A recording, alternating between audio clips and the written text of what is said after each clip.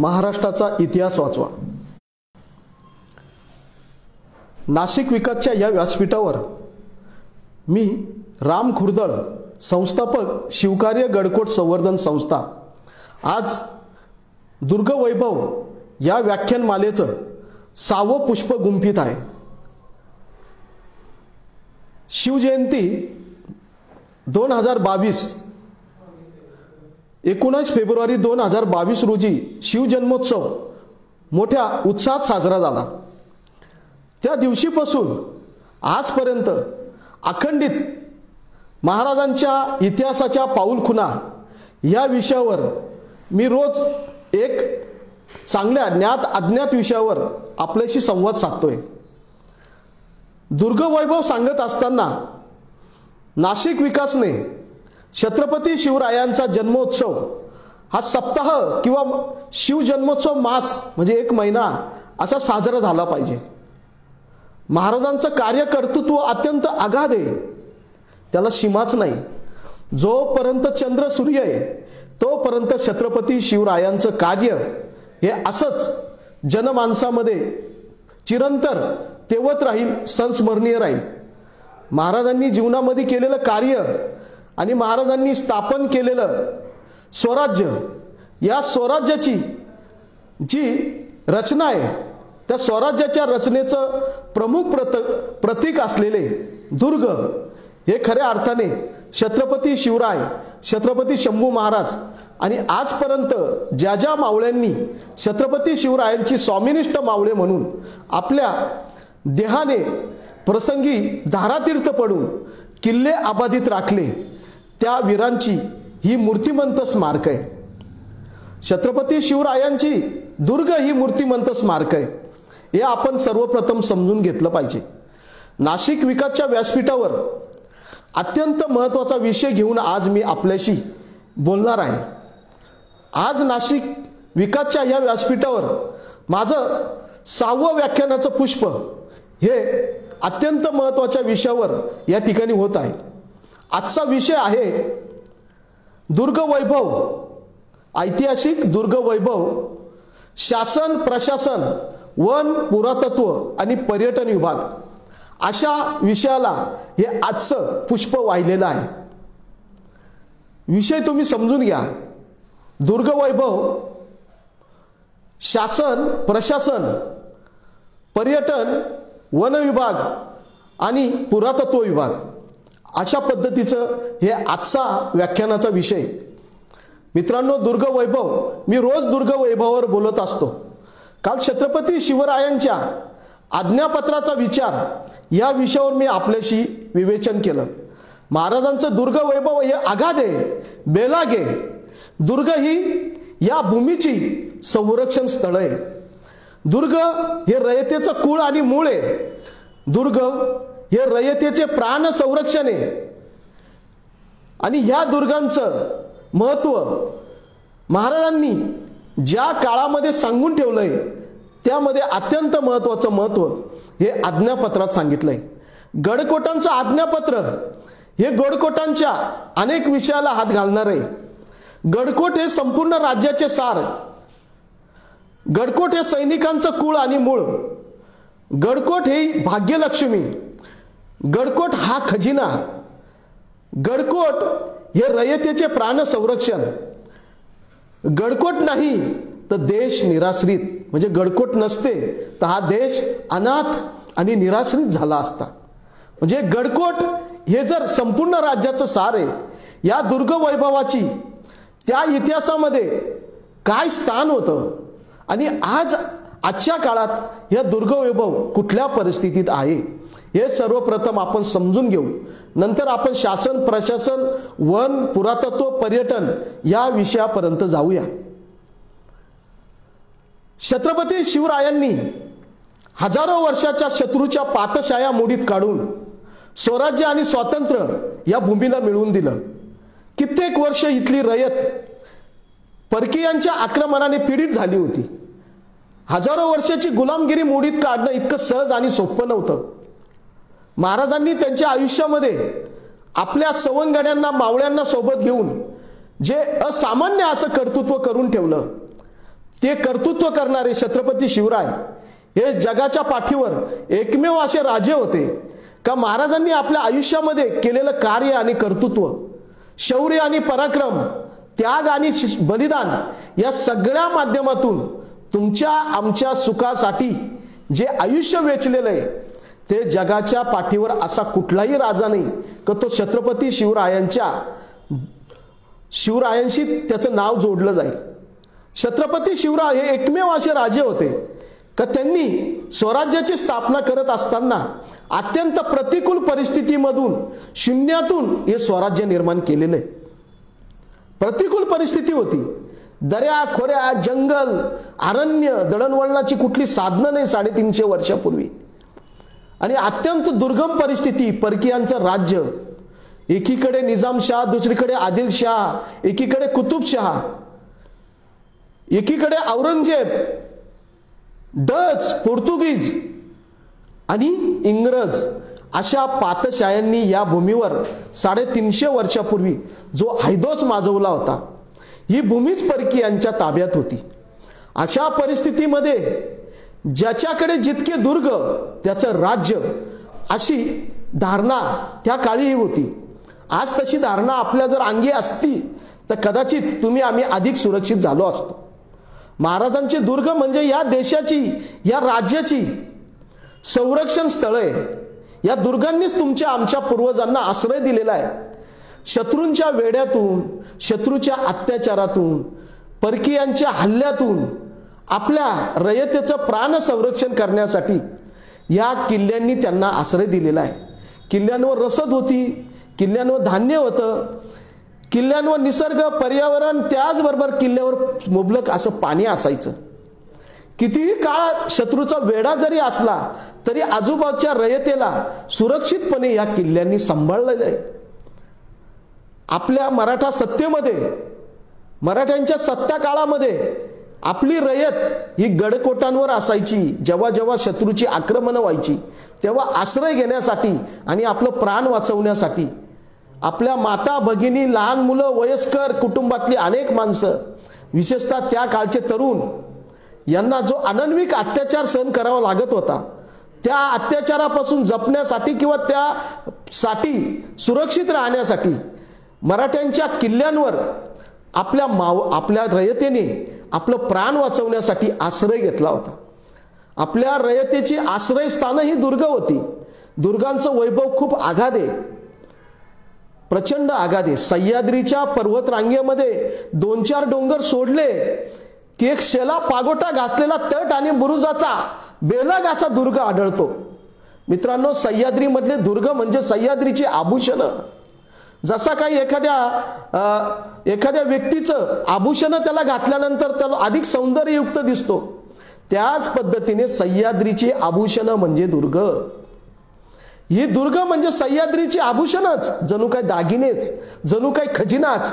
अशा पद्धतीने या दुर्गांनी हा सह्याद्री नटलेला आहे, सजलेला आहे. मी या नाशिक नगरीमधून बोलतोय. नाशिक जिल्ह्याच्या गडकोटांसाठी आम्ही संवर्धनाचं काम गेल्या 21 वर्ष कसोटीने करतोय, स्वतःहून करतोय, श्रमदानाच्या माध्यमातून करतोय. हे सगळं कार्य करत असताना मला जे काही इतिहासामध्ये पोस्ट ग्रॅज्युएट झालो, MA पर्यंत इतिहास शिकलो, मला जे काही इतिहासाच्या पुस्तकांमध्ये शिकता आलं नाही, अभ्यासक्रमात शिकता आले नाही, ते मला दुर्गांच्या संवर्धनाच्या मोहिमेमध्ये शिकता आलं, मला बघता आलं, मला प्रत्यक्ष अनुभूती घेता आली. मी जेव्हा आम्ही दुर्गांवर संवर्धनासाठी जातो त्यावेळी आमच्या मुक्कामाच्या मोहिमेमध्ये रात्रीच्या गडद अंधारामध्ये, त्या दगडांमध्ये, त्या तटांमध्ये, त्या बुरुजांमध्ये, त्या इमारतीमध्ये, त्या भग्न अवस्थेत असलेल्या त्या वास्तूंमध्ये आम्ही आमची दुर्ग बघतो आणि त्या दुर्गांमध्ये आम्ही संवाद साधतो. त्या तटबुरुजांशी, त्या दगडांशी संवाद साधत असताना आम्ही त्यांच्याकडून अनेक गोष्टीची माहिती करून घेतो. ही दुर्गच आपल्याशी बोलतात. परंतु दुर्गांशी जर तुम्हाला बोलायचं असेल तर या दुर्गांबरोबर तुम्ही एकरूप झालं पाहिजे. अंतःकरणापासून एक चित्त करून, संस्मरणातून, अंतःकरणाच्या भावनेतून तुम्ही दुर्गांचे झाले पाहिजे. एखादं नातं असतं ना, ते परिपक्व होतं. कशाने होतं? तर दुर्गांचा विश्वास तुम्ही जमवला पाहिजे, मिळवला पाहिजे. ह्या आत्मविश्वासाने तुम्ही दुर्गांशी बोला. दुर्ग स्वतः त्यांचं वैभव सांगतील. ज्या ज्या दुर्गांवर शत्रूंचे हल्ले झाले त्या त्या दुर्गांनी आपल्या शरीरावर शत्रूंचे अनेक प्रहार झेलले. कशासाठी? स्वराज्य स्थापनेसाठी, रयतेचं प्राण संरक्षण करण्यासाठी. त्या दुर्गांनी अनेक शूरवीर धारातीर्थ पडताना बघितले. लढता लढता धारातीर्थ पडणारे आपले वीर हे प्रत्यक्ष अनुभवले. त्यांच्या पदस्पर्शाने पावन झालेले दुर्ग आहे. त्या दुर्गांनी या किल्ल्यावर शौर्य आणि पराक्रमाच्या लढाया बघितल्या आहे. याच दुर्गांनी, याच गड किल्ल्यांनी, या दुर्गांवर छत्रपती शिवराय, छत्रपती शंभू महाराज, आई जिजाऊंची पावलं या किल्ल्यांनी अनुभवली. वीर पिता छत्रपती शहाजी राजेंचं स्वराज्याचं स्वप्न प्रत्यक्षात आणत असताना बालवयाच्या छत्रपती शिवरायांनी या दुर्गांना आपल्या स्वराज्यात आणलं. मावळ प्रांतातील सवंगड्यांना एकत्र करून महाराजांनी दुर्ग मोहिमा सुरू केल्या. तेव्हा आपल्याला स्वराज्य नव्हतं, स्वातंत्र्य नव्हतं, आपण पीडित होतो. परकीयांच्या ताब्यात हे सगळं साम्राज्य होतं. अशा परिस्थितीमध्ये दुर्ग हे स्वराज्यात आणून आपल्या राजसत्तेला अधिक शाश्वत आणि संरक्षित करण्याचं काम छत्रपती शिवरायांनी केलं. ज्याच्याकडे जितके दुर्ग त्याची राजवट त्या काळी समजली जायची. मित्रांनो, ती आजही समजली गेली पाहिजे. फक्त झालं काय, दुर्गांमध्ये आणि समाजामध्ये अंतर वाढलंय. आपण ते दुर्ग समजून घ्यायलाच तयार नाहीये. माझ्या या व्याख्यानाचा, नाशिक विकासच्या व्यासपीठाचा उपयोगच आहे की दुर्ग तुम्हाला कधी कळणार, हे दुर्ग तुम्हाला कळावेत म्हणून रोजचं हे दुर्ग वैभवाचं विवेचन तुमच्या समोर करत असतो. आजचा विषय अत्यंत महत्त्वाचा आहे. दुर्ग वैभव, शासन, प्रशासन, पुरातत्व, वन आणि पर्यटन. शासनाचे वेगवेगळे विभाग आहे. शासन आहे, प्रशासन आहे, वन आहे, पर्यटन विभाग आहे, पुरातत्व विभाग आहे. हे सगळे डिपार्टमेंट हे किल्ल्यांशी निगडीत आहे. म्हणून हा विषय आपण निवडलाय, जरा वेगळा विषय. या विषयाअंतर्गत मी तुमच्याशी बोलतोय आणि दुर्गांचं वैभव सांगतोय. या दुर्गांच्या वैभवांनी, दुर्गांचं वैभव बघितलं तर हजारो वर्षाची संस्कृती, परंपरा आणि बांधणी असलेल्या दुर्गांना खऱ्या अर्थाने सामर्थ्य मिळून दिलं असेल तर छत्रपती शिवरायांनी सामर्थ्य मिळून दिलं. पूर्वीपासून दुर्ग आहे, हजारो वर्षांची बांधणी असलेले अनेक दुर्ग आपल्या महाराष्ट्राच्या सह्याद्रीच्या पर्वतरांगेत आहे. महाराजांनी हयातीत 127 दुर्ग बांधले. अनेक दुर्ग हे पडझड झालेले होते, ते दुरुस्त केले. महाराजांच्या काळामध्ये दुर्गांना सामर्थ्य आलं, दुर्गांना ताकद आली, दुर्गांमध्ये प्रेरणा संचारली आणि ह्याच दुर्गांनी तुम्हाला आम्हाला स्वराज्य आणि स्वातंत्र्य मिळवून देण्यास एखाद्या पराक्रमी वीरांसारखं बलिदान दिलेलं आहे. आपल्या छातीचा कोट करून अनेक शत्रूचे हल्ले आपल्या शरीरावर झेलून शरीराचे छन्न विछिन्न झालेले हे दुर्ग हे आपल्या स्वराज्याची मूर्तिमंत स्वरूप आहे, मूर्तिमंत प्रतीक आहे. छत्रपती शिवरायांचं मूर्तिमंत स्मारक, छत्रपती शंभू महाराजांची मूर्तिमंत स्मारक ही आपण दुर्गांना समजलं पाहिजे. दुर्ग हीच खऱ्या अर्थाने छत्रपती शिवराय, छत्रपती शंभू महाराजांची मूर्तिमंत रूप आहेत. ही आम्ही समजून घेणार कधी? आम्ही सांगतोय तुम्हाला, तुम्ही समजून घेतलं तर या व्याख्यानाचं फलित आहे. या व्याख्यानाचं फलित काय आहे तर तुम्ही समजून घेतलं पाहिजे. दुर्ग विचार जोपर्यंत तुम्हाला आम्हाला समजत नाही तोपर्यंत दुर्गांच्या जवळ आम्ही जात नाही. मला सुद्धा माझ्या पूर्णपणे शिक्षणामध्ये MA होईपर्यंत, इतिहासात MA झालो तोपर्यंत मला दुर्ग वारसा केवळ आणि केवळ दुरून बघायला भेटला. मी प्रत्यक्षात दुर्गांपर्यंत जाऊ शकलो नाही. घरची आमची परिस्थिती तशी नव्हती. मात्र जेव्हा माझ्या आयुष्याचे वळण या ऐतिहासिक वास्तूंकडे वळाले तेव्हापासून मला दुर्ग वैभव बघायला भेटलं. नुसतं बघितलं नाही, ते अनुभवलं. ते वाचवण्याच्या, त्यांच्या वास्तविक परिस्थितीचा जेव्हा जेव्हा मला संदर्भ भेटला, प्रत्यक्ष निरीक्षणाने ती अनुभूती भेटली, तेव्हा वाटलं तर आपलं आयुष्य इतरांसारखं कमी स्वतःच्या स्वार्थासाठी, स्वतःच्या हितासाठी न करता आपल्या आयुष्यातला एक महत्त्वाचा भाग हा दुर्गांच्या संवर्धनासाठी दिला पाहिजे. ती अनुभूती दिली असेल ती माझ्या गिरणारे गावातील अतिशय जुनी असलेली 250 वर्षापूर्वीची अहिल्यादेवी होळकर यांच्या बारवेतून. 2001 साली माझ्या गावातली जी प्राचीन बारव होती ती 35 वर्षापूर्वी अत्यंत चांगल्या पद्धतीची सुस्थितीत होती. बारवेला खूप मोठ्या प्रमाणात पाणी होतं, पाण्याचे पाझर होते. मात्र ही बारव गावातील भाजीपाल्याचा कचरा असो किंवा गावातील प्लास्टिक असो, एकूणच त्या ठिकाणी असेल काचेच्या बाटल्या असो, त्यांनी ती बारव पूर्णपणे बुजलेल्या अवस्थेत होती.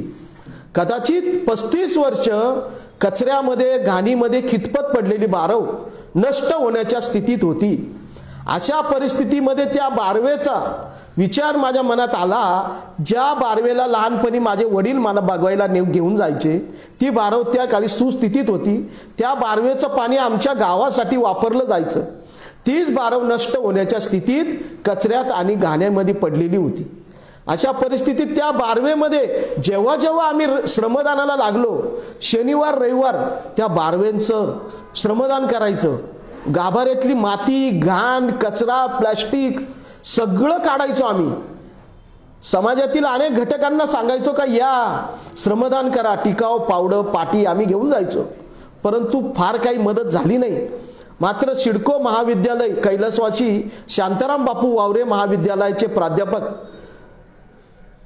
सोमनाथ घुले सर यांच्या माध्यमातून हा विचार मी त्यांच्यापर्यंत पोहोचवला. राष्ट्रीय सेवा योजनेच्या विद्यार्थ्यांनी आम्ही मिळून हा वसाच उचलला की या बारवेला पूर्णपणे पुनर्जीवित करायचं, हिचा जीर्णोद्धार करायचा आणि या बारवेचं पाणी पूर्वीप्रमाणे शाश्वत करायचं. हिचे बंदिस्त असलेले कचऱ्यात बुजलेले जे पाण्याचे पाझरे ते गावाच्या उपयोगात आले पाहिजे. म्हणून मी त्या बारवेला 2001 ते 2007 आमची एक मोहीमच चालू झाली. त्या बारवेच्या संवर्धनाच्या कामी लागलो. माझा एक दैनंदिन असा प्रयोग ठरलेला होता. रविवार आणि शनिवार त्या बारवेच्या पायऱ्यांमध्ये, त्या वास्तुशास्त्र अभ्यासित असलेली ती बारव, त्या पायऱ्यांमध्ये मी एकटा निवांतपणे जाऊन बसायचो. श्रमदान झाल्यानंतर गाम पुसला का पुस्तक घेऊन वाचन करायचो. पण मन रमत नव्हतं, कारण बारवेच्या काही भिंती चिरलेल्या होत्या, काही धासलेल्या होत्या. काही ठिकाणी बारवेची दुरावस्था मला अस्वस्थ करत होती आणि मग मी ती बारवेच्या भिंतीकडे बघता बघता एकरूप होऊन जायचो. त्या भिंतीच मला म्हणायच्या, जशी माझी अवस्था ना तशीच अनेक ऐतिहासिक वास्तूंची अवस्था आहे. तशीच छत्रपती शिवरायांनी, त्यांच्या मावळ्यांनी, शंभू महाराजांनी प्राणपणाने लढलेल्या गडकिल्ल्यांची सुद्धा तशीच अवस्था आहे. आता तू इथे काम करतोय, हे काम संपल्यानंतर तू गडांकडे चाल. अशा पद्धतीचा संदर्भ, अशा पद्धतीच्या मला संवेदना त्या बारवेनी दिल्या.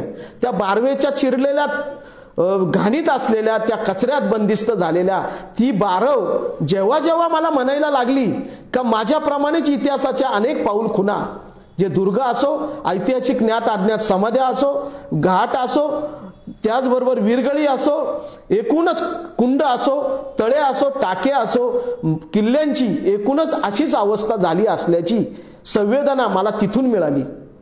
आणि मी ठरवलं की जेव्हा ती बारव 2007 साली तिचा जीर्णोद्धार झाला, गावाने त्याच्यात सहभाग घेतला आणि जेव्हा बारवेचे पाझर मोकळे झाले आणि बारव पूर्णपणे संवर्धन झाली, तेव्हा आम्ही ठरवलं की आता गडांकडे निघायचं. तर आमच्या गिरणाऱ्यापासून पश्चिम पट्ट्यात असलेल्या खैराई किल्ल्याकडे आमची मोहीम निघाली. आणि जेव्हा आम्ही खैराई किल्ल्याला बसने गेलो, सकाळची 6:45ची जी बस असते त्या बसने गेलो आणि त्या किल्ल्यावर शिवकार्य गडकोट संवर्धन संस्थेची पहिली मोहीम झाली. त्यावेळी आम्ही एक तळं आणि टाकं, ते श्रमदानातून त्याच्यातला गाळ माती काढली आणि त्याला खाली पाझर फुटले. हे का सांगतोय? दुर्ग आपलं वैभव आहे आणि हे वैभव त्या काळी छत्रपती शिवरायांनी त्या दुर्गांना सामर्थ्य मिळून दिलं होतं. ती एक आपली ऊर्जा होती. स्वराज्याची मूर्तिमंत प्रतीक ती दुर्ग आहेत आणि तीच दुर्ग त्या काळी अनेक शूर आणि पराक्रमी वीरांच्या ज्या पाऊलखुणा आहे, छत्रपती शिवशंभूंच्या पावलांनी पावन झालेली ही दुर्ग म्हणजे इतिहासाचे हे साक्षीदार आहे, हे ठेवीदार आहे. आणि या इतिहासाच्या ठेवी आज अत्यंत दुरावस्थेत आहे, भग्न अवस्थेत आहे, पडक्या स्थितीत आहे. काही काही तर दुर्ग असे आहे का तिथे कोणी चीट पाखरूही जात नाही. परंतु दुर्ग ज्या अवस्थेत आहे ती अवस्था तुम्ही आम्ही संवेदनशील मनाने बघावी, या दृष्टिकोनातून मित्रांनो मी तुम्हाला दुर्ग वैभव म्हणजे काय हे समजून सांगतोय. अनेक दुर्ग आहे महाराष्ट्रामध्ये, 350हून अधिक डोंगरी गडकिल्ले, सागरी किल्ले, जलदुर्ग आहे, सिंधुदुर्ग, पद्मदुर्ग, विजयदुर्ग, त्यानंतर वसईचा दुर्ग, त्यानंतर कुलाब्याचा दुर्ग, खांदेरी उंदेरी सारखे मिश्र दुर्ग, असे अनेक दुर्ग त्या भूमीमध्ये आहे. जंजिऱ्यासारखा किल्ला आहे, समुद्री किल्ले, डोंगरी किल्ले, भुईकोट, असं मोठं दुर्ग वैभव या महाराष्ट्राच्या भूमीला आहे. तुम्ही आम्ही जेव्हा दिल्लीचा लाल किल्ला बघतो, आग्र्याचा किल्ला बघतो आणि त्यांची तुलना आपल्या किल्ल्याबरोबर करतो महाराष्ट्राच्या, परंतु एक विचार करा, आपले किल्ले पराक्रमी होते, शूरवीर होते, शत्रूशी 2 हात करून लढणारे होते, शत्रूंचे अनेक हल्ले पेलणारे होते, कित्येक हल्ले पेलले मात्र माना झुकवल्या नाहीत. आपले किल्ले स्वाभिमानी होते, धासू पडू पण माना झुकवणार नाही. शत्रू पुढे कुठल्याही आपल्या महाराष्ट्राच्या एकाही दुर्गाने मान झुकवली नाही. आपले किल्ले ताठ मानेने स्वाभिमानाने उभे होते, कधी शरणागती पत्करली नाही आपल्या किल्ल्यांनी. आपल्या राजसत्तांनी सुद्धा त्यांची चाकरी केली नाही बादशाची. 2 हातांनी निकराचा लढा दिला, अनेक वीर बलिदानाला प्राप्त झाले, अनेक वीरांनी आपला देह सांडविला. तेव्हा कुठे तुम्हाला आम्हाला स्वराज्य आणि स्वातंत्र्य मिळालं. त्याची मूर्तिमंत प्रतीक ही दुर्ग आहे. तुम्ही दुर्ग वैभव आधी समजून घेतलं पाहिजे, दुर्गांची ताकद समजून घेतली पाहिजे, दुर्गांची ऊर्जा समजून घेतली पाहिजे. जेव्हा जेव्हा परकीय शत्रू या देशावर हल्ला करतील तेव्हा सह्याद्रीच तुमचं रक्षण करू शकेल, सह्याद्रीचे गडकोटच तुमचं रक्षण करू शकेल. मात्र ते आपल्याला समजत नाही, उमजत नाही आणि कळत नाही. हेच आपलं दुर्दैव आहे. विज्ञान, तंत्रज्ञान, शिक्षणाच्या, उच्च शिक्षणाच्या गप्पा गोष्टी तुम्ही आम्ही मारतो, परंतु दुर्ग वैभव आपण समजून घेणार कसे? तुम्ही त्यांना निर्जीव समजता, पण आम्हाला नाही वाटत ती निर्जीव आहे. ज्यांनी शौर्य आणि पराक्रमाने तुम्हाला आम्हाला स्वराज्य स्वातंत्र्य मिळवून दिलं, ती दुर्ग निर्जीव नाहीये, ती आपल्यापेक्षा पुढे गेलेली आहे, फार विचारी आहे. त्या दुर्गांना भग्न अवस्थेत ठेवून तुम्ही आम्ही खऱ्या अर्थाने आपण खूप मोठं पातकच करतोय. ही दुर्ग जेव्हा जेव्हा बेलाग दुर्ग उभे राहतील तेव्हा खऱ्या अर्थाने म्हणता येईल की आमच्या राजाचे दुर्ग बघायला या. देशा विदेशातून लोक बघायला येतील दुर्ग. आजही रायगडासारखा दुर्ग बघायला येतात, राजगडासारखा दुर्ग बघायला येतात परदेशातून लोक. जेव्हा जेव्हा आम्ही पुण्याला एका 16 देशांच्या फोर्ट संमेलनासाठी आम्ही गेलो, किल्ले संमेलनासाठी, त्यावेळी दुर्ग महर्षी प्रमोद मांडे सर यांचं आम्हाला आमंत्रण आलं आणि आम्ही जेव्हा जेव्हा चाकणच्या त्या सुभाषचंद्र बोस विद्यालयात ती 16 देशातील फोर्ट आर्किओलॉजिस्ट त्यांची दुर्ग परिषद भरली होती, त्यात आमची संस्थाही सहभागी झाली होती. त्या परिषदेत कळालं की देशा परदेशातील दुर्गांचं संवर्धन तिथलं शासन किती परिपक्वरित्या करतं, ते ब्रँडिंग कसं करतो, त्याचा प्रचार प्रसार कसं करतो, त्या किल्ल्यांची ऐतिहासिक पार्श्वभूमी कशी जतन संवर्धन केली जाते, हे त्यावेळी अनेक परदेशातील अनेक आर्किओलॉजीच्या तज्ज्ञांनी आम्हाला सांगितलं. आणि ते किल्ले बघणारी रयत किती मोठ्या प्रमाणात आहे. महाराष्ट्राच्या भूमीला स्वराज्य आणि स्वातंत्र्य देणारे छत्रपती शिवशंभूची मूर्तिमंत स्मारक असलेली दुर्ग ही तुम्ही आम्ही किती उपेक्षित ठेवली, ही आपण का उपेक्षित ठेवतोय हा विचार आपण मनाची बांधा. कारण आपल्या देशामध्ये, देशाच्या बाहेरचे राज्य, देश त्या किल्ल्यांची भूमी ही संवर्धन जतन करताय, सुरक्षित ठेवताय, त्यांचं पावित्र्य जपताय आणि ते जास्तीत जास्त लोकांपर्यंत पोहोचवताय. कारण त्यांना जे कळलं ते तुम्हाला आम्हाला का कळत नाही, का कळत नाही? महाराष्ट्राची दुर्गांची जी शक्ती आहे ती जगातल्या कुठल्या दुर्गांची एवढी शक्ती नाही. कारण आपले दुर्ग पराक्रमी वीरासारखे बेलागे भक्कम आहे, एकदम ताकदीचे दुर्ग आहे. आपल्या दुर्गांचा त्यागही तितका आघात आहे. स्वाभिमानी दुर्ग म्हणून महाराष्ट्राच्या सह्याद्रीच्या दुर्गांची ओळख आहे. मात्र या दुर्गांनी केलेला त्याग, केलेलं समर्पण आणि या दुर्गांवर फडकलेला तो भगवा ध्वज हा आपल्या स्वराज्याचं प्रतीक आहे. त्यामुळं महाराजांचे जीवापाड जपलेले जे दुर्ग आहे ती खऱ्या अर्थाने महाराजांची मूर्तिमंत स्मारकं आहेत, महाराजांची मूर्तिमंत रूपं आहेत. देशा परदेशातले आर्किओलॉजीचे लोक येऊन सांगतात का आम्ही दुर्ग कशी जपली हे बघा. जेव्हा जेव्हा महाराष्ट्रातली दुर्ग आम्ही त्यांना दाखवायला लागलो तेव्हा तेव्हा ती भग्न, पडकी, दुर्लक्षित, भग्न अवस्थेत असलेल्या त्या भिंती बघून त्यांना सुद्धा खूप दुःख झालं. अरे तुमच्या आमच्याकडे काय कमी आहे, काय कमी आहे? इतके धनदांडगे लोक, इतके मोठमोठे उद्योजक आहे, या ठिकाणी वेगवेगळ्या कंपन्या आहे, मल्टीनॅशनल कंपन्या आहेत. इथले नेते पुढारी यांच्या स्थावर मालमत्ता बघितल्या तर खूप मोठ्या प्रमाणात आहे. शासन प्रशासन अधिकारी, वेगवेगळे विभाग यांना अनेक मोठमोठा फंड येतो. इन्फ्रास्ट्रक्चरची खूप मोठी मोठी कामं चालतात. पण शासनाचं कर्तव्य नाही का? केवळ इतके पैसे जाहीर केले, तितके पैसे जाहीर केले, पण ते जातात कुठे? किल्ल्यांचं जे पुरातत्वीय बांधणी तंत्राचा उपयोग करून ज्या पद्धतीने संवर्धन केलं पाहिजे ते संवर्धन होत नाही. मी तुम्हाला एक आढावा सांगतो. महाराष्ट्रातले सर्वाधिक दुर्ग, सर्वाधिक किल्ले हे वन विभागाच्या ताब्यात आहे. वनदुर्ग म्हणलं जातं. वन विभागाच्या ताब्यात असलेल्या किल्ल्यांची आत्यंतिक दुरावस्था आहे. वन विभाग हा वनांकडे पाहिजे तसं लक्ष देत नाही, तेव्हा किल्ल्यांकडे काय लक्ष देणार? आणि या शासनाने त्यांच्या भरोशावर ते दुर्ग ठेवलेले, ते ठरवतील दुर्गांचं काय करायचं.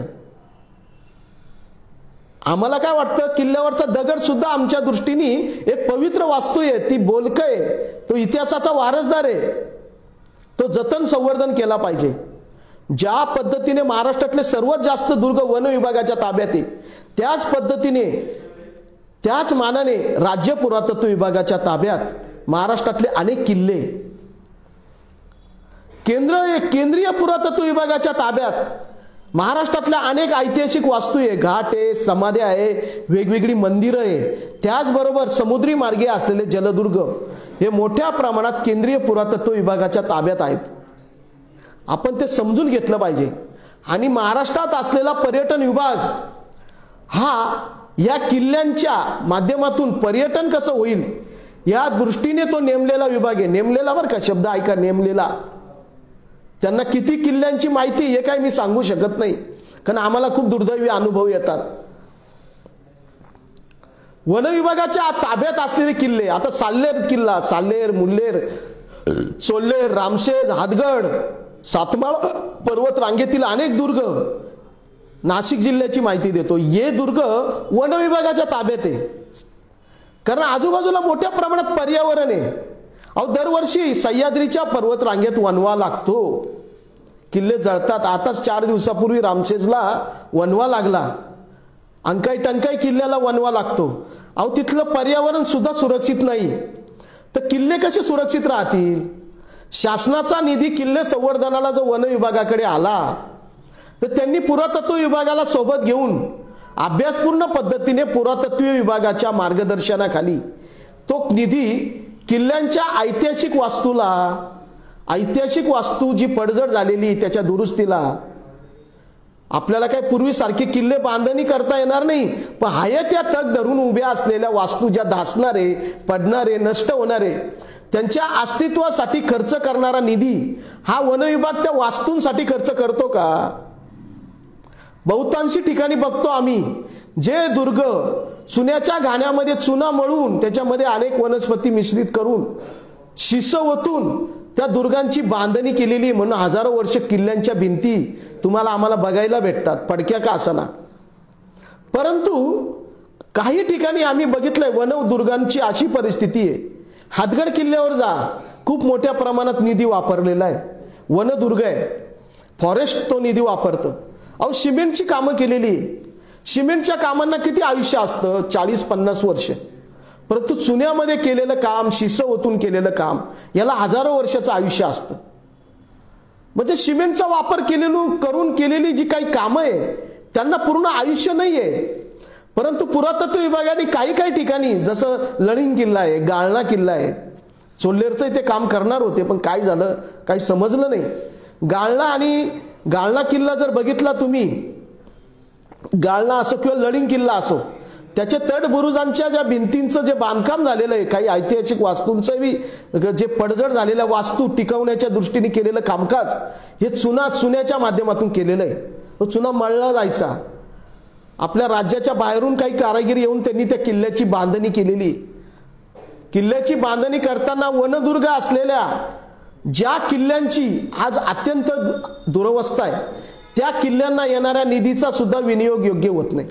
एक तर शासन किल्ल्यांसाठी स्वतंत्र अर्थसंकल्पात तरतूदच करत नाही.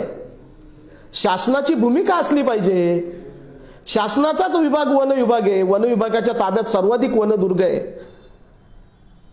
छत्रपती शिवराया, छत्रपती शंभू महाराज आणि मावळ्यांची नावं घेणारे सुद्धा मंडळी आजही किल्ल्यांकडे गांभीर्याने बघत नाही. किल्ल्यांचं आधी जतन झालं पाहिजे, संवर्धनाचं काम झालं पाहिजे. आहे त्या वास्तू इतिहासाच्या साक्षीदार आहेत. इतिहासाची साक्ष देणारा जो इतिहासाचा ठेवा आहे तो किल्ल्यांच्या रूपाने जो आता नष्ट होण्याच्या स्थितीत आहे. काटेरी झुडपात, पडझडीत, भग्न अवस्थेत, टवाळखोरांच्या ताब्यात असलेले काही किल्ले, काही किल्ल्यांना खूप टवाळखोर लोक येतात, उपद्रवी लोक येतात, ऐतिहासिक वास्तूंशी ते उपद्रव करतात.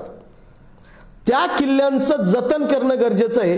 त्यांच्या संवर्धनाच्या दृष्टीने शासनाने प्रत्येक किल्ल्याच्या संवर्धनाचा स्वतंत्र निधी केला पाहिजे. तत्पूर्वी शासनाने, महाराष्ट्र शासनाने ह्या किल्ल्यांचं डॉक्युमेंटेशन केलं पाहिजे. कुठल्या किल्ल्यावर कुठल्या वास्तू आज तग धरून उभ्या आहेत, कुठल्या वास्तू नष्ट होण्याच्या स्थितीत आहे, कुठल्या वास्तू पडण्याच्या स्थितीत आहे. एकूणच त्या किल्ल्याचे तळे टाके एकूण त्याचं मॅपिंग करणं गरजेचं आहे. त्याचे नकाशे बनवले पाहिजे, त्याचं डॉक्युमेंटेशन. नाही तर आमच्यासारख्या दुर्ग संवर्धन संस्थांकडून ती माहिती घ्या. आम्ही डॉक्युमेंटेशन करतो, किल्ल्यांचे नकाशे तयार करतो, किल्ल्यांच्या वास्तूंचा अभ्यास करतो, त्याची नोंदणी करतो. त्याशिवाय दुर्ग संवर्धन होणार नाही. केवळ इतकी कोटी दिले आणि तितके कोटी दिले पण काही दिसत नाही.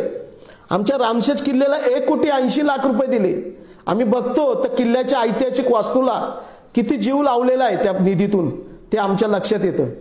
आम्ही आज दुर्ग संवर्धनाच्या माध्यमातून किल्ल्याच्या अनेक ऐतिहासिक वास्तू ज्या मातीमध्ये बुजलेल्या आहेत, दडलेल्या आहेत, त्या अनेक वास्तूंना लोकांसमोर आणण्यासाठी, पर्यटकांसमोर, शिवभक्तांसमोर, दुर्गप्रेमींसमोर आणण्यासाठी आम्ही जीवापाड राबतो. किल्ल्याच्या तळे आणि टाक्यांना, तिथल्या पर्यावरणाला, तिथल्या पक्ष्यांना, तिथल्या वन्यजीवांना जीवापाड जोपासण्यासाठी जे विजन पाहिजे ते विजन पाहिजे तसं वन विभागाकडे दिसत नाही. किल्ल्यांना लागणारा वनवा हा तर खूप मोठा प्रश्न आहे, पण तो किल्ल्यांचं जे पर्यावरण आहे ते वाचवण्याच्या दृष्टीने, तिथली लाकूडतोड थांबवण्याच्या दृष्टीने पायथ्याच्या गावांच्या वन आणि पर्यावरण समित्या या तिथल्या किल्ल्यांच्या संरक्षणाच्या दृष्टीने कुठली पावलं उचलतील यासाठीचं कुठलंही असं परिपक्व विजन ते केवळ कागदावर दिसेल पण प्रत्यक्षात नाहीये, असा आमचा अनुभव आहे. तुम्हाला काय वाटतं तर ते आपण कधीतरी भेटलो तर बोलूया. शासन तर एक तर दुसरी, शासनाने स्वतंत्र गड किल्ल्यांच्या ऐतिहासिक वास्तूच्या संवर्धनासाठी अर्थसंकल्पात स्वतंत्र तरतूद केली पाहिजे. गड किल्ल्यांवरील संवर्धन कसं करायचं यासाठी या शासनाने दुर्ग संवर्धन करणाऱ्या संस्थांची त्यांच्या शासकीय विभागांमध्ये नोंद केली पाहिजे. दुर्ग संवर्धन करणाऱ्या अनेक संस्था अभ्यासात्मक दुर्ग संवर्धन करतात. अशा अभ्यासात्मक दुर्ग संवर्धन करणाऱ्या संस्थांची नोंद शासनाने त्यांच्या दप्तरी केली पाहिजे. या संस्थांना त्यांनी मदत केली पाहिजे, या संस्थांना फेलोशिप दिली पाहिजे. काही संस्था अत्यंत प्रतिकूल परिस्थितीत काम करतात. गड किल्ल्यांचं संवर्धन करत असताना जोपर्यंत दुर्ग संवर्धन संस्थांना तुम्ही सोबत घेणार नाही, इतिहास अभ्यासकांना तुम्ही सोबत घेणार नाही, पायथ्याच्या गावाला तुम्ही सोबत घेणार नाही, तोपर्यंत शासन दुर्ग संवर्धनाचा विचार करू शकत नाही.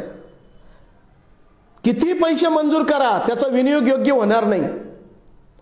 एक तर दुर्गांना एक तर निधीच दिला जात नाही, दिला जातो तर तो कुठे जातो काही समजतच नाही.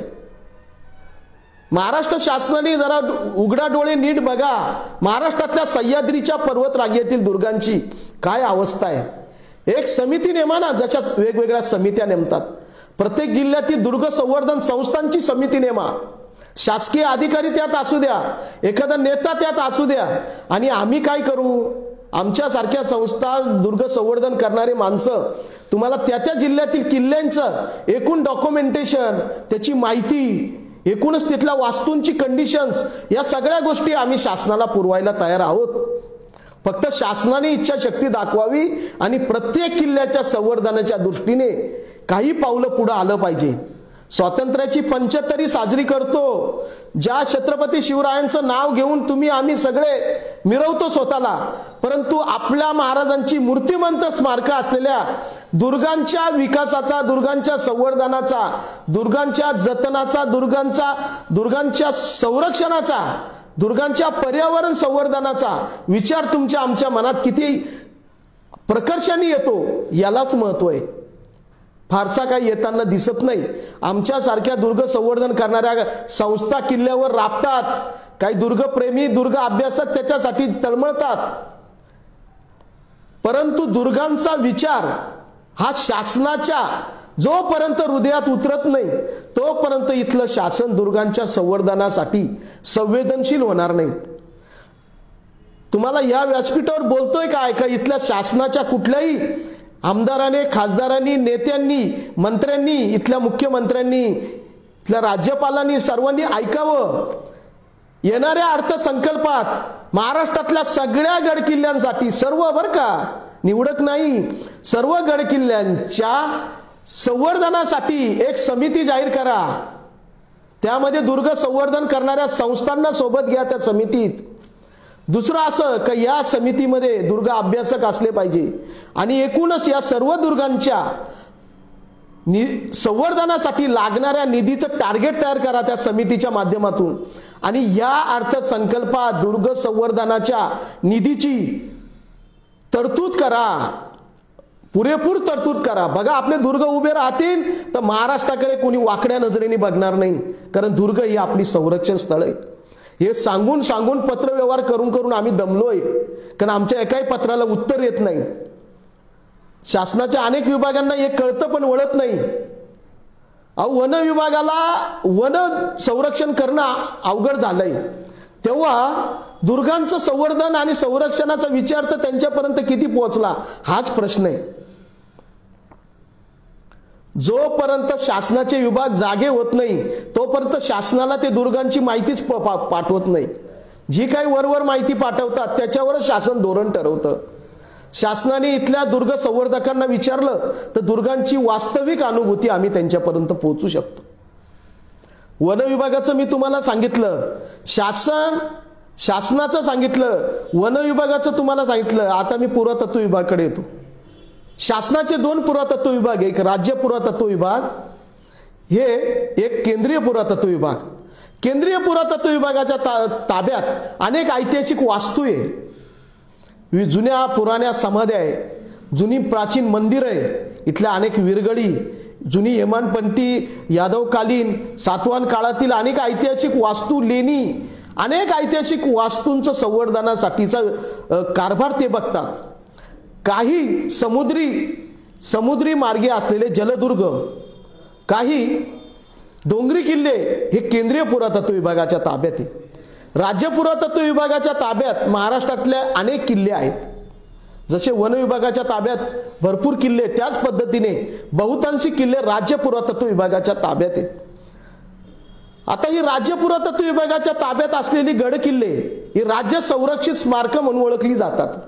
त्यांनी तसं तरतूद केली, पण ती संरक्षित स्मारकं ही सुद्धा पुरेपूर पद्धतीने संवर्धन करण्याच्या दृष्टीने पुरातत्व विभागाकडे जेव्हा जेव्हा आम्ही जातो, जेव्हा जेव्हा तक्रारी नेतो का ह्या गड किल्ल्यांवर येणाऱ्या पर्यटकांकडून इथल्या ऐतिहासिक वास्तूंना कुठलाही उपद्रव होऊ नये, अनेक लोकांनी गड किल्ले बघावेत, अनेक पर्यटक किल्ल्यांवर यावे, पण किल्ले कसे बघावे यासाठीची यंत्रणा तुम्ही नेमली पाहिजे. या किल्ल्यांच्या संरक्षणासाठी यंत्रणा नेमली पाहिजे आणि तुमच्या अधिकाऱ्यांनी, तुमच्या इथल्या कर्मचाऱ्यांनी प्रत्येक किल्ल्यांना भेटी दिल्या पाहिजे. परंतु प्रश्न असा आहे, पुरातत्व विभागाची नेहमीच ओरड आहे, राज्य पुरातत्व केंद्र आमच्याकडे माणसंच नाही हो, नेहमीची ओरड आहे. कधी शासनाला प्रशासनाला तुम्ही कळवा की आम्हाला माणसं पाहिजे. तुमचा जर कामाचा लवाजमा इतका असेल तर तुमचं कार्यालय सोडून तुम्हाला किल्ल्याची पाहणी करता सुद्धा आली पाहिजे. तुमच्या अखत्यारीतला तुमच्या कार्यक्षेत्रात असलेला जो किल्ल्यांचा भाग आहे, जो इतिहासाचा वारसदार असलेला ठेवा आहे, तो केंद्र असो किंवा राज्य पुरातत्व विभाग असो, तुमच्याकडे कर्मचाऱ्यांची संख्या कमी आहे हे गेल्या अनेक वर्ष आम्ही ऐकतोय. परंतु तुम्ही सक्षम कधी होणार? तुम्ही तुमच्या कामातून वेळ ऐतिहासिक वास्तूंसाठी का देणार? आम्ही दुर्ग संवर्धक आणि किल्ल्यांचं संवर्धन करणाऱ्या संस्था ह्या काही शासकीय संस्था नाहीये. आम्हाला शासन काहीही मदत करत नाही. अहो, समाज नाही करत तर शासन काय करणार आहे? काही संस्थांना होत असेल मदत, परंतु आमच्यासारख्या संस्था आजही प्रतिकूल परिस्थितीत 2-2 दशकं काम करताय. शासनाची समाजाची कुठली मदत मिळत नाही. शिवजयंती उत्सवातून बराचसा निधी हा दुर्ग संवर्धनाला मिळाला तर एक मोठं कार्य उभं राहील, परंतु तेही फारसं काही होत नाही. आम्ही जागृती करतोय, सांगतो त्यांना. या दुर्ग संवर्धनाचा हा प्रयत्न जो आहे हा शासनाच्या वन, केंद्रीय राज्य पुरातत्व आणि पर्यटन विभागाने आणि शासन आणि प्रशासनाने समजून घेतला पाहिजे. अनेक किल्ल्यांचा ताबा जसा पुरातत्व वन विभागाच्या, केंद्रीय पुरातत्व विभागाच्या ताब्यात आहे, तसाच महसूल विभागाच्या ताब्यात सुद्धा दुर्ग आहे. प्रत्येक जिल्ह्यातील दुर्ग संवर्धनाच्या ज्या समित्या आहेत त्या समित्या या जिल्हाधिकाऱ्यांना सातत्याने निवेदन देतात. प्रत्येक जिल्ह्यातील जिल्हाधिकाऱ्यांनी आणि तेथील महापालिकेच्या आयुक्तांनी तिथल्या ऐतिहासिक वास्तूंचं संवर्धन करणाऱ्यांची एक समिती नेमली पाहिजे. दुर्ग संवर्धन इतिहास संशोधन समिती नेमली पाहिजे. परंतु पुणे जर सोडलं, पुणे जिल्हा, तर कुठल्याही आयुक्तांनी आणि जिल्हाधिकाऱ्यांनी जिल्हास्तरीय दुर्ग संवर्धन समिती किंवा इतिहास संवर्धन समिती नेमलीच नाहीये. या संदर्भात या शासनाला मी सांगू इच्छितो की दुर्गांचं संवर्धन करण्यासाठी, ऐतिहासिक वास्तूचं संशोधन आणि संवर्धन करण्यासाठी, त्या वारसा जास्तीत जास्त लोकांपर्यंत पोहोचवण्यासाठी महाराष्ट्रातल्या प्रत्येक जिल्ह्यातील जिल्हाधिकारी आयुक्तांनी तातडीने प्रत्येक जिल्ह्यामध्ये दुर्ग संवर्धन समित्या नेमल्या पाहिजे. त्याच्यात केवळ आणि केवळ दुर्ग संवर्धन करणारे व्यक्ती घेतले पाहिजे, इतिहास अभ्यासक घेतले पाहिजे.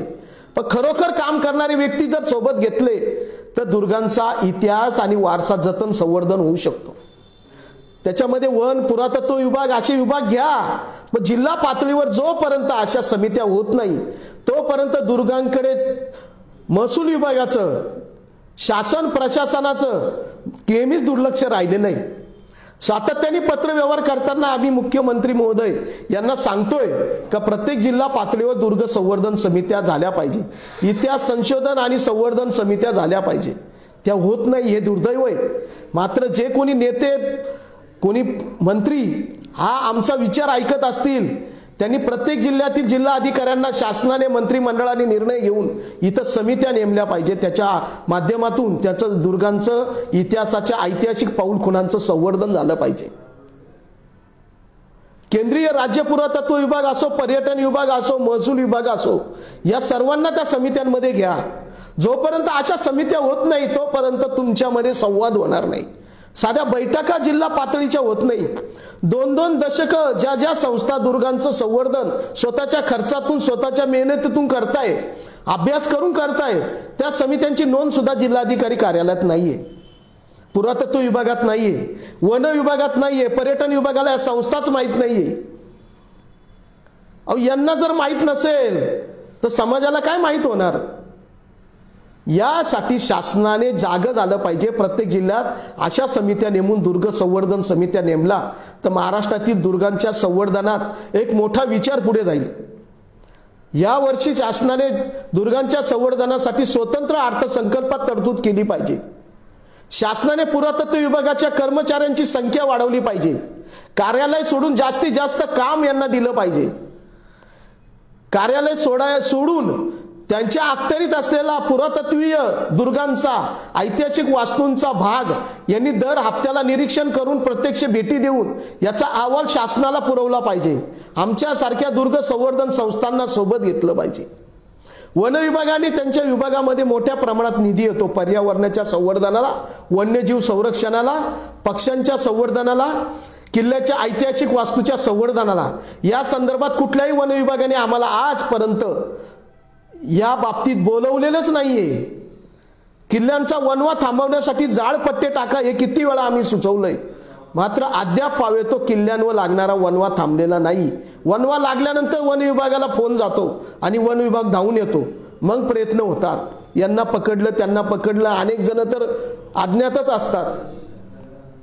दुर्गांचं संवर्धन हा अत्यंत महत्त्वाचा भाग आहे. मात्र दुर्ग वैभव जाणून घेत असताना शासन, प्रशासन आणि त्यांचे विभाग आपण समजून घेतले पाहिजे. केंद्रीय आणि राज्य पुरातत्व विभागाची कर्मचाऱ्यांची संख्या वाढवा. नुसती संख्या वाढवू नका, त्यांच्या कामकाजाच्या पद्धतीही वाढवा. जास्तीत जास्त या लोकांना यांच्या कार्यक्षेत्रात असलेल्या ऐतिहासिक वास्तूंवर लक्ष ठेवण्यासाठी परावृत्त जोपर्यंत आपण करत नाही तोपर्यंत या वास्तूंची जबाबदारी त्यांच्याकडे देऊन काही उपयोग होणार नाही. आता आपण पर्यटन विभागाकडे येऊ. पर्यटन विभाग अनेक ठिकाणी पर्यटन सप्ताह साजरा करतो. आता आमच्या नाशिकमध्ये होतोय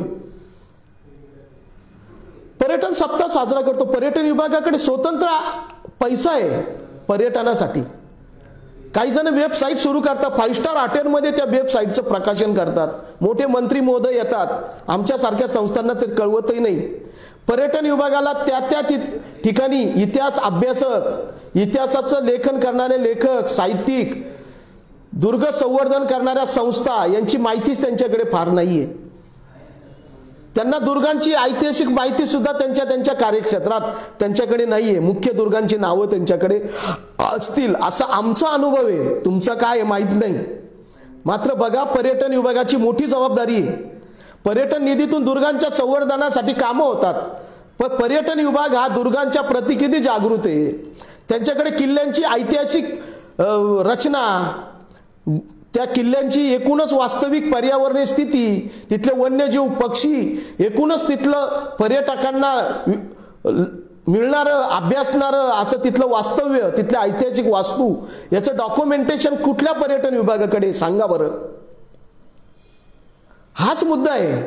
आता आमच्या नाशिकच्या विभागामध्ये, नाशिक विभागात पर्यटन सप्ताह मोठ्या प्रमाणात साजरा होतोय. आमच्या संस्था जी गेल्या 21 वर्ष दुर्ग संवर्धनाचं काम करते, आम्ही स्वतः रायगड प्राधिकरणाअंतर्गत दुर्ग संवर्धनाची शिखर संस्था समजणाऱ्या फोर्ट फाउंडेशनचे आम्ही सदस्य आहोत, आमची संस्था. मात्र आम्हाला एकदाही बोलवणं आलेलं नाही.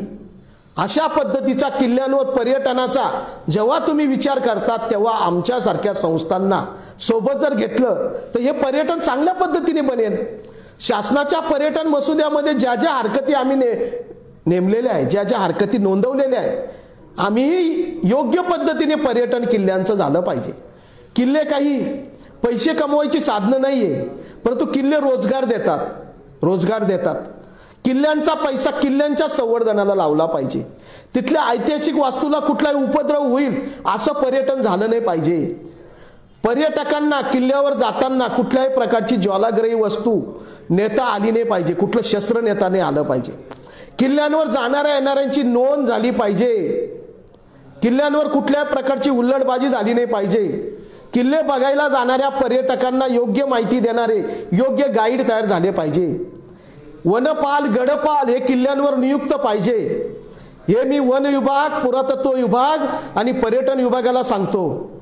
पर्यटनाच्या दृष्टीने राज्य शासन केवळ मसुदा तयार करते. महाराष्ट्राचे दुर्ग बघण्यासाठी अनेक पर्यटक येतील, पण ते कधी येतील तर हा पर्यटनाचा वारसा, हा दुर्ग वारसा जोपर्यंत समाजाच्या तळागाळापर्यंत पोहोचत नाही तोपर्यंत दुर्ग बघायला कोण येणार. ज्या ठिकाणी दुर्गांवर पर्यटकांची गर्दी असते त्या ठिकाणी सुरक्षिततेचा कुठलंही प्रयोजन नसतं. ज्या विभागांच्या ताब्यात दुर्ग आहे ते तात्पुरती व्यवस्था करतात. मात्र वन व्यवस्थापन समिती आहे, दुर्ग संवर्धन समिती आहे, दुर्ग संवर्धन करणाऱ्या समिती आहेत, त्यांना सोबत का घेत नाही. वन समित्यांना तर दुर्गच माहित नाही अशी परिस्थिती आहे. वनदुर्ग त्यांच्याकडे माहीतच नसतात. आमच्या गावचा किल्ला एवढं म्हणतात, पण किल्ल्यांच्या संदर्भात, त्या किल्ल्यांच्या वनांच्या संवर्धनाच्या बाबतीत त्यांना कुठल्याही प्रकारचा अभ्यास देण्याचं काम संबंधित विभाग करत नाही. या फक्त केवळ ड्युट्या केल्या जातात. आमचा राग नाही आहे शासन, प्रशासन, वन, पर्यटन, पुरातत्व विभागावर. आम्ही जी वस्तुस्थिती बघतो त्या वस्तुस्थितीची जाणीव ठेवून आम्ही तुमच्याशी बोलतोय.